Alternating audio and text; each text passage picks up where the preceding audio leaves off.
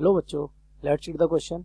If alternating current of 60 hertz frequency, एक alternating current है कितनी फ्रीक्वेंसी का, 60 hertz frequency, is flowing through a inductance of L is equal कितना 1 milli henry and drop in, आपको इस पर voltage drop given है कितना 0.6 volt, then alternating current is, आपसे अल्टरनेटिंग करंट पूछा है. तो सबसे पहले देखते हैं इस क्वेश्चन का key concept. The key concept of this question is there is a inductor of कितना हेनरी 1 मिली हेनरी. ओके, इसमें से बेटा क्या जा रहा था, एक करंट जा रहा था.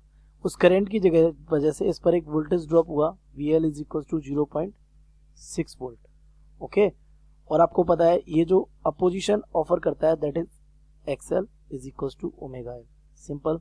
तो इस पर हम लगा सकते हैं ओम्स लॉ, जो स्टैटिक कंडीशन में लग सकता है इस पर ओम्स लॉ कह सकते हैं, और potential drop law, and it is given by that the potential drop equal to current into opposition.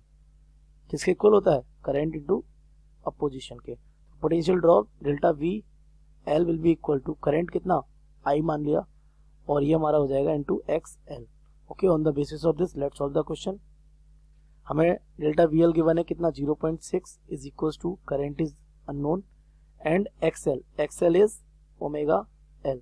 So it will be 0.6 is equals to I into it will be 2 pi f L.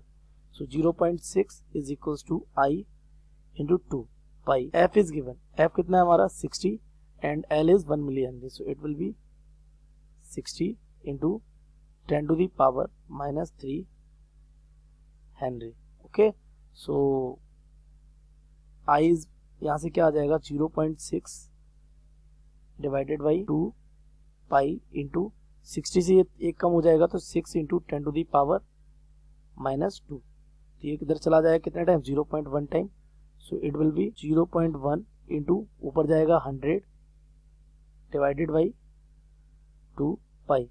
So current will be equals to, ये कितना हो जाएगा 10 upon 2 pi.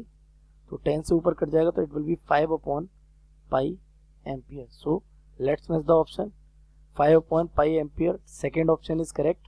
I hope you have understood it well. Best of luck.